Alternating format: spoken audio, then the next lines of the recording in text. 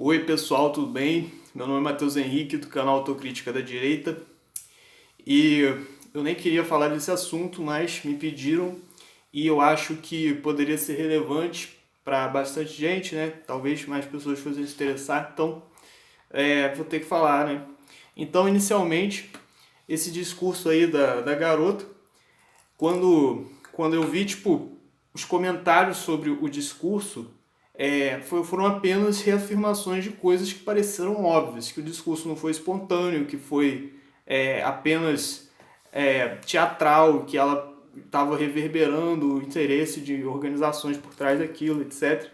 Mas, além disso, eu acho que isso traz à tona milhares de outros problemas que têm a ver com toda a organização política e cultural do mundo de hoje e que parecem tipo impossíveis de se diagnosticar porque as pessoas que poderiam dar um diagnóstico para isso estão fazendo parte desse processo de destruição da democracia no âmbito mundial.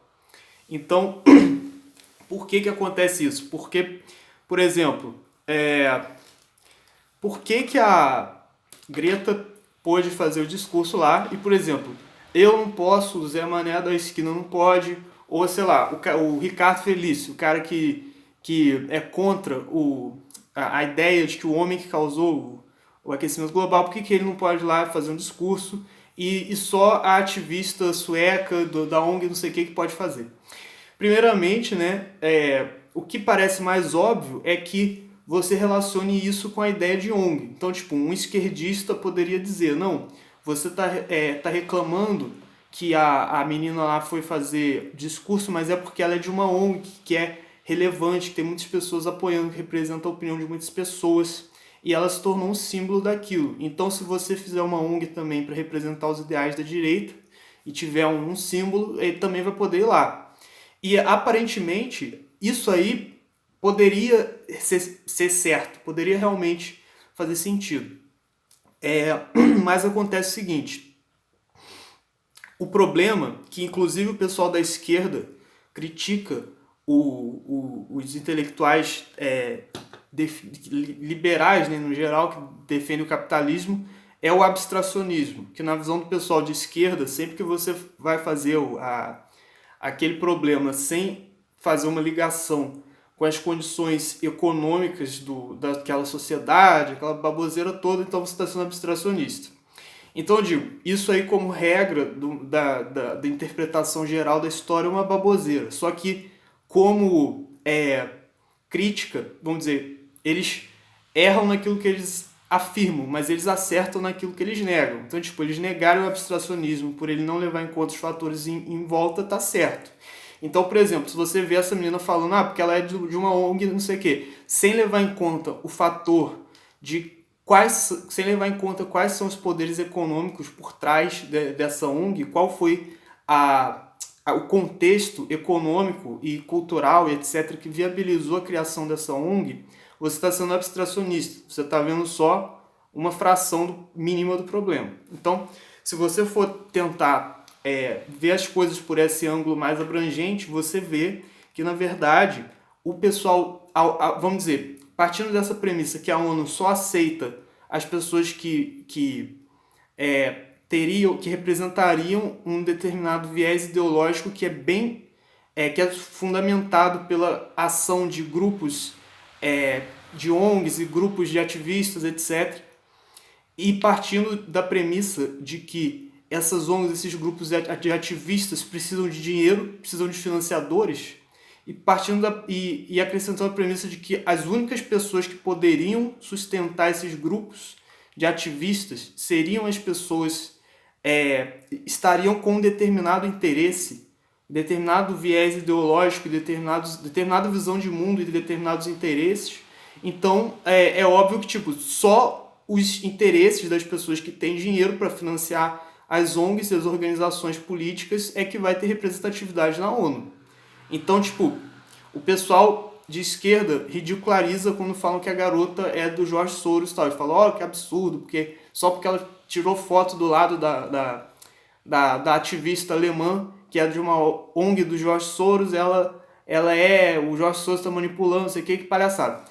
Primeira coisa é que o fato disso parecer ridículo e disso parecer paranoico não quer dizer que seja errado.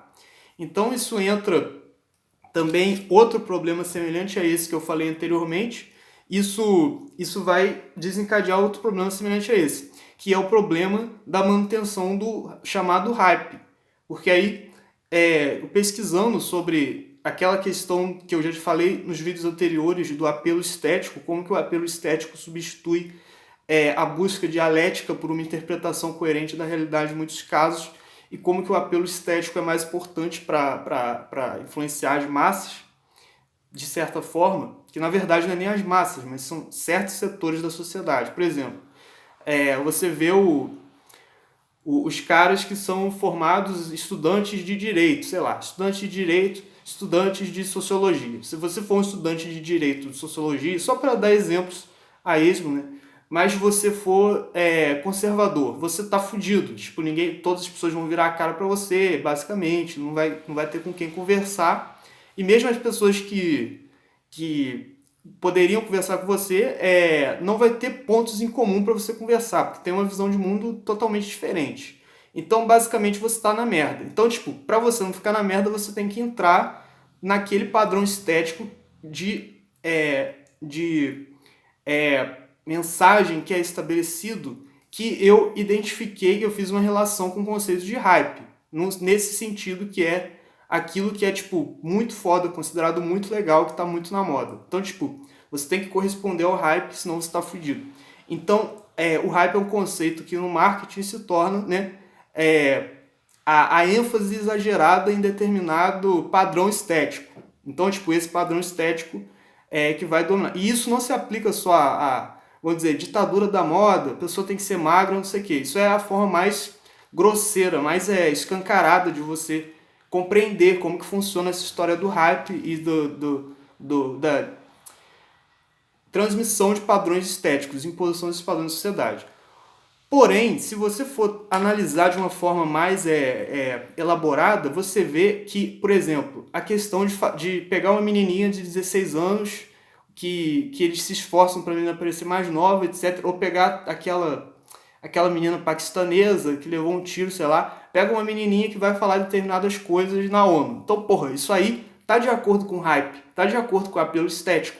Então, tipo, para determinados setores da sociedade, aquilo vai ser importante para toda uma construção de visão de mundo que eles fizeram, toda a forma como eles vão se colocar no mundo, toda a estrutura psicológica deles que se reflete em valores morais. Basicamente assim, o tipo de coisa que vai deixar você revoltado, o tipo de coisa que vai deixar você feliz, o tipo de coisa que vai gerar uma reação de aprovação no seu interior. Tudo isso aí está relacionado com o estabelecimento de padrões estéticos, que é o negócio do hype. Então, se for, sei lá, o garoto que se sentiu abusado, sei lá, alguma coisa qualquer, um garotinho cristão que se sente ofendido com o negócio de uma propaganda LGBT na escola dele, que vai falar um exemplo, que nem sei se existe ou não, mas parece que existe no México, o pessoal que é contra o movimento LGBT e tal, e aí, tipo, e que teve até padres, pessoal que se manifestou lá. E vamos supor que tem um garotinho lá da família de alguém que se manifestou, que vai lá na ONU criticar a imposição do movimento LGBT na vida dos cristãos. Isso não vai corresponder ao hype, entendeu? Então isso não vai despertar a simpatia das pessoas. As pessoas não vão pensar, olha que legal que esse menininho tá falando isso aqui. Agora, se você pega uma menininha que, tipo, falando uma coisa que não tem nada a ver com a realidade dela, que é um negócio meio paranoico, assim, um negócio do clima, e, tipo, de forma exagerada, enfatizando isso, como seria, tipo, porra, a população tá correndo risco de extinção, tem pessoas morrendo, etc. Eu acho que toda essa visão é paranoica no contexto atual, porque acontece o seguinte, ainda que a terra esquente pra cacete e tal, e o mar eleve 1 metro, não sei o quê, não é evidente ainda que tem pessoas morrendo por causa disso. Entretanto, é evidente que tem pessoas morrendo por causa, por exemplo, de casos de violência. por causa de conflitos, por causa do tráfico de drogas, até pelo próprio consumo de drogas, etc. É evidente que tem pessoas que estão se degradando, se ferrando por causa disso. Então, por exemplo, vamos dizer, para uma pessoa dessas, ver que o cara está cortando uma árvore na Amazônia é mais chocante, mais agressivo para a sensibilidade desse pessoal, provavelmente, do que ver um cara realmente morrendo. Tipo, o cara vai lá e dá um tiro na cabeça do Donald Trump ou do Bolsonaro. Para eles tá beleza. Agora, se ver um cara cortando uma árvore, vai ser um absurdo. Então, tipo, por mais reducionista, por mais tosco que pareça essa comparação, isso é necessário para você compreender que, tipo, a forma como a pessoa estabelece internamente uma escala de valores acaba sendo delimitada mais pelo que é estabelecido pelos padrões estéticos do hype do que por uma tentativa de elaboração de um conceito de valor estabelecido com uma clareza maior através do processo dialético de aperfeiçoamento das suas convicções, que é o bom e velho método socrático, que é você pegar o que é o bem, o que é a justiça. Uns falam que foi aperfeiçoado no platonismo, no aristotelismo, e que aí você pensa, porra, o bem é determinada coisa, tem uns que falam que é determinada coisa, outros que falam que não é, então você vai criando uma discussão para você definir o que é o bem, o que é o certo e tal. Então, tipo, as pessoas estão cagando para... Isso é a única forma viável de você estabelecer estabelecer um padrão o mais objetivo e confiável possível a compreensão do que é o bem e do que seria uma escala de valores que respeitasse essa noção do que é o bem. Só que as pessoas não estão nem um pouco interessadas em fazer esse processo. Então acaba que a imposição do hype é o que se torna o mais importante. As pessoas não vão se preocupar com o que é o certo e o que é errado objetivamente. Então, além do fato que eu falei anteriormente, de que para um discurso ter representatividade na ONU, que é o caso mais claro disso aí, mas no geral em toda a mídia, em todo o espaço onde tem alguma possibilidade de haver, vamos dizer, destaque e certa atenção para um determinado discurso, são aqueles que estão vinculados a ONGs específicas e a projetos políticos específicos. E esses projetos acabam que precisam de dinheiro, e as pessoas que estariam dispostas a dar dinheiro para esses projetos é que vão orientar qual vai ser o viés que as apresentações aí, por exemplo, na ONU, etc., vão ter, e que nunca vão conseguir fugir desses interesses dos caras que estão ali financiando. Outra questão é que a construção do hype também precisa de dinheiro, porque precisa do apoio da mídia, precisa do apoio daquilo que é transmitido e veiculado para as pessoas em geral. E acaba que, na verdade, essa mensagem não chega para a população toda, mas ela chega para determinados setores e de forma muito forte, muito intensa. Então você vê, por exemplo, no Brasil, isso é bem claro, se você separando o grupo social dos bolsonaristas, do pessoal que é o povão, e do pessoal que vamos dizer, seria mais ou menos o Beautiful People, mas não de forma não de forma tão restrita quanto o conceito de Beautiful People. É o pessoal um pouco mais com a formação acadêmica um pouco melhor e com a capacidade econômica um pouco melhor também. Seria mais ou menos o pessoal de classe média e classe média alta. Jornalistas, professores, advogados, os profissionais liberais no geral que tem um pouco mais de dinheiro. Todo esse pessoal a mente deles vai ser completamente forjada pelos padrões estabelecidos pelo hype, que eu citei anteriormente. E que, por exemplo, eu vejo no programa lá da Band News que tem o programa Conexão com o New York Times. E o Conexão com o New York Times o New York Times nos Estados Unidos todo mundo sabe que é radical de esquerda, que claramente prioriza as visões do viés ideológico da esquerda para transmitir para a população no geral. E aqui no Brasil, eles aparecem sem esse rótulo. despidos da noção de que aquilo representa um viés ideológico bem específico, bem nítido. Então, a opinião que nos Estados Unidos é bem claro que é da esquerda, que é do New York Times, no Brasil aparece simplesmente como um padrão estético de bom senso, e que seria o chamado, o que eu denominei como hype. Então aqui isso é bem nítido. Então o pessoal dessas classes mais altas que eu falei, que são os profissionais liberais, tem toda a sensibilidade, toda a forma de compreender o mundo delimitados pelo que é estabelecido pelo hype. E enquanto o povão, o pessoal das classes mais baixas e tal, não é tão influenciado assim por essa concepção de hype. Tanto que é o pessoal que grande parte são evangélicos e tal, nem gostam da Globo, não assistem a Globo, nem a Band News, nem a Globo News. Então, tipo, você vê claramente que as emissoras mais interessadas na transmissão desse hype estabelecido são a Globo e a Band. Principalmente, isso é mais claro na Globo News e na Band News, onde eles têm mais tempo para reforçar essas mensagens, esses padrões de sensibilidade, né? E você vê que, por exemplo, para a classe universitária, para a classe dos profissionais liberais, nesse sentido que eu citei anteriormente, o pessoal com nível educacional um pouco maior, a eleição do Bolsonaro, por exemplo, ou outras declarações, no geral, soam como uma coisa monstruosa, como uma coisa desumana e inaceitável, tanto quanto o nazismo.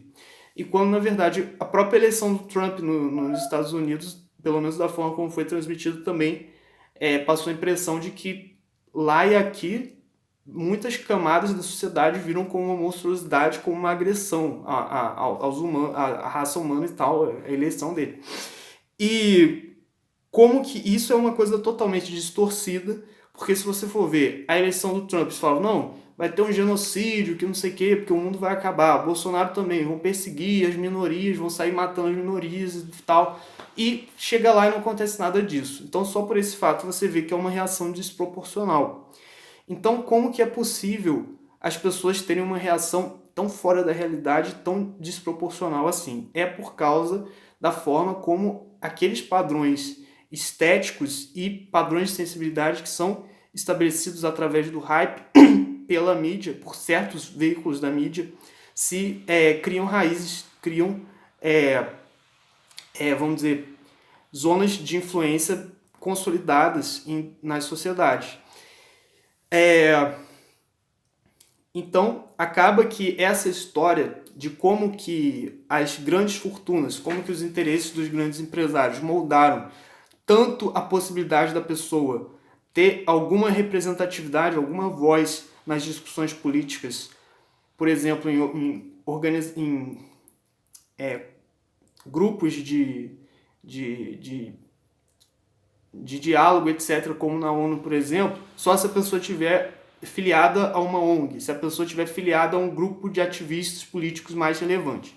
Da mesma forma, como que a pessoa pode fazer aquela visão de mundo dela ter alguma voz dentro daquilo que é estabelecido pelo hype? Só se a pessoa corresponder a esse hype que é determinado por quem? Pelos grandes empresários, pelas grandes fortunas que controlam a mídia e as mensagens que são veiculadas na mídia. Então acaba que isso aí já é uma questão mais complexa e tal, mas por aí já dá para ver que acaba que na sociedade em que a tecnologia alcançou certo ponto, existe uma tendência para a autodestruição da democracia, por causa disso que eu falei. Os ambientes que seriam do diálogo democrático são fechados, porque para você ter acesso a esses ambientes, você precisa ser sustentado por outras forças. E se você tem uma visão de mundo que é diferente daquela que é apoiada por essas outras forças, você não vai ter forma de transmitir a sua visão de mundo. Você vai ser taxado de fascista, de maluco, não sei o que, e vai ser excluído do debate. E isso gera aí um problema, porque, como eu falo nos vídeos anteriores, o meu conceito de democracia, que eu acho que é algo necessário a visão de democracia da forma como eu estabeleço, eu acho que é necessária, porque são elementos que têm em comum em todas as experiências democráticas. Que eu acho que o que define a democracia, de forma alguma, é a expansão de direitos ou qualquer merda assim, porque isso é, teria o pressuposto de que não existe espaço para deliberação. Já tem uma realidade histórica de tendência inexorável a um certo patamar e a expansão de direitos tem que ser orientada nessa direção, pressupondo que você já sabe qual que é essa direção, quais são os valores que são os certos, que devem ser alcançados. Então, isso já põe de lado o diálogo, quando, na verdade, na minha concepção, o que define a democracia é justamente a garantia do espaço de diálogo, a garantia da possibilidade do espaço de diálogo.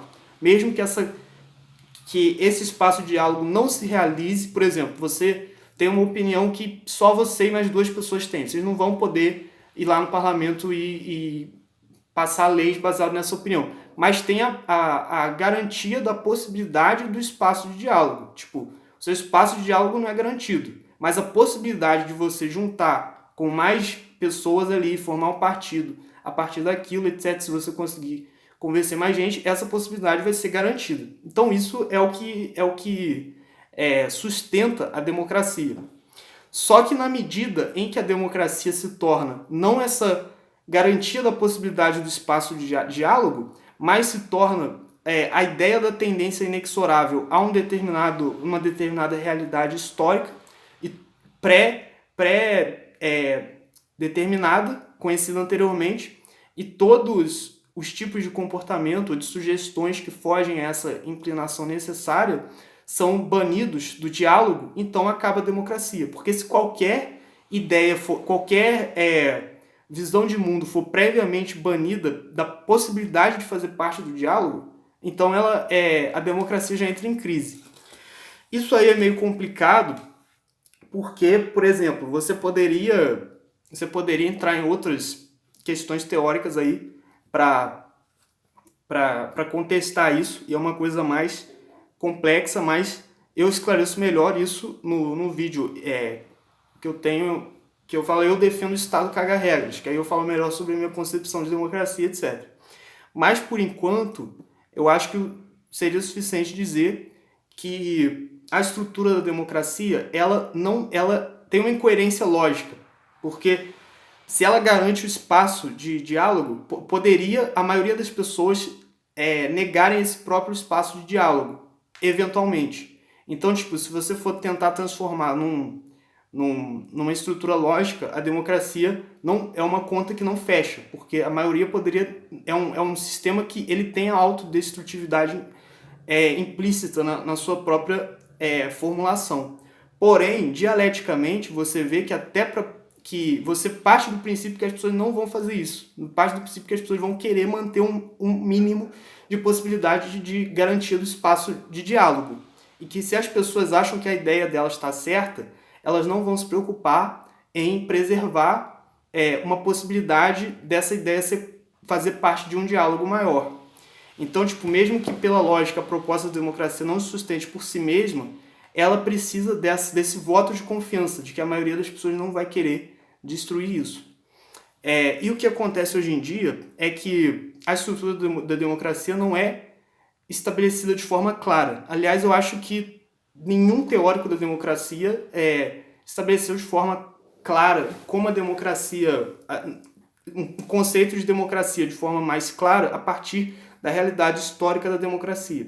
Eles sempre procuraram estabelecer os conceitos a partir de um ideal que eles próprios tinham de democracia, de acordo com as suas próprias ideologias. Então, tipo, todos os intelectuais, basicamente, que teorizaram sobre a democracia foram os marxistas ou os liberais. E os liberais têm a ideia, acabam, infelizmente, porque o liberalismo poderia não cair nessa armadilha, o liberalismo poderia ter um desenvolvimento diferente que buscasse preservar essa concepção de democracia, como eu falei antes.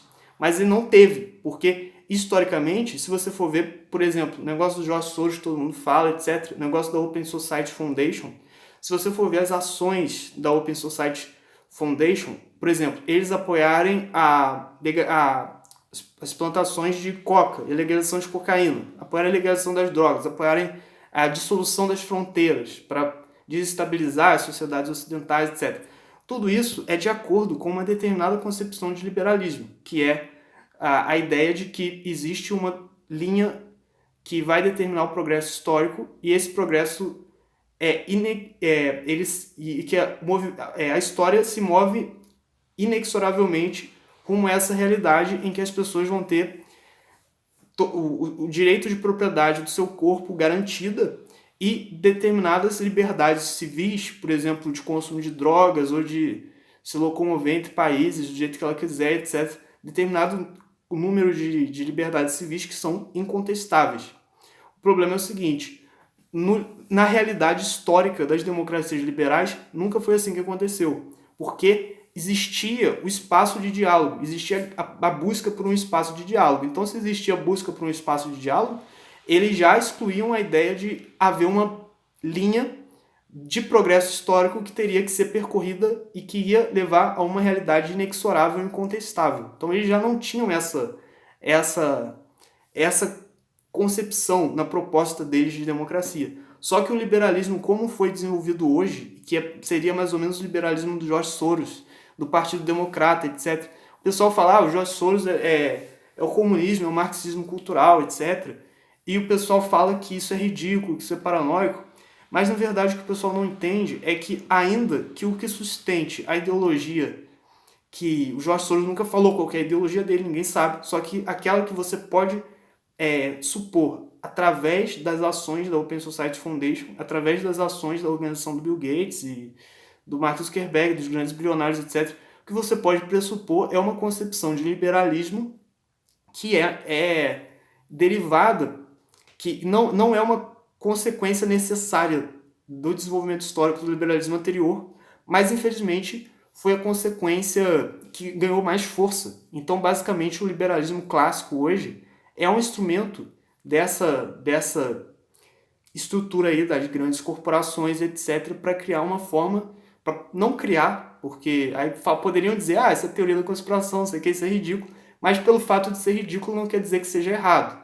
Pelo fato de algo não estar de acordo com o hype, como eu falei anteriormente, de algo ser considerado ridículo, cafona, etc., não quer dizer que isso não quer dizer que só pelo mero fato disso não corresponder ao hype, isso tem que ser jogado fora. Pelo contrário, eu acho que você tem que criar um processo dialético de confrontação de hipóteses para criar uma interpretação mais sólida possível sobre a realidade.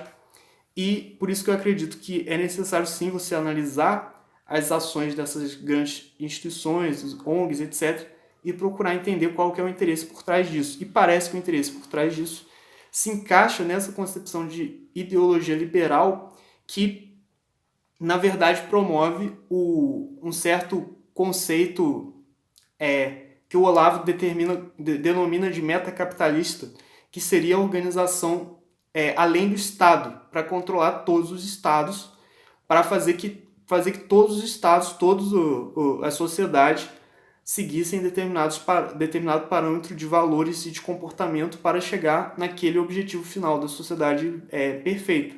Justamente por isso que provavelmente que o nome é Open Society, porque a sociedade aberta é esse objetivo último do desenvolvimento histórico, que é inexorável, que não pode ser contestado.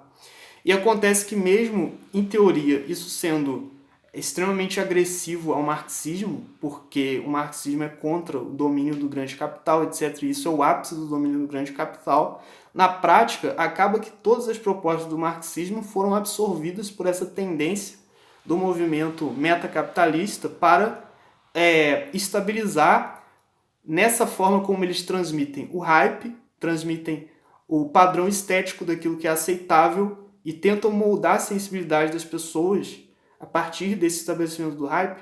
Tudo isso que o marxismo poderia trazer de positivo é absorvido nesse projeto, que seria talvez pós-liberal, entendeu? Seria uma ideologia liberal tal como ela foi desenvolvida de uma forma específica na cabeça das mega fortunas, dos mega bilionários e tal, e que conseguem se sintetizar com o marxismo.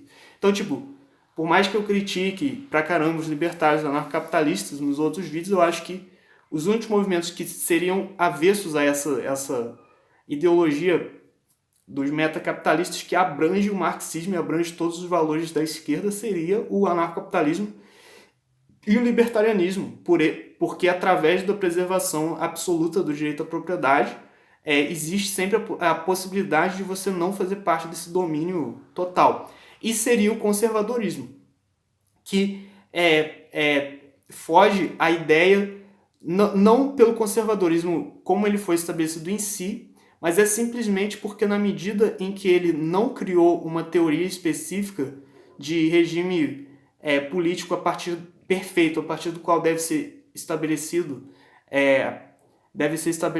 os valores, ele não tem essa visão que tanto o marxismo como o liberalismo sustentado pelas instituições dos metacapitalistas possui, compartilha, que é a ideia de um objetivo de realidade histórica perfeita,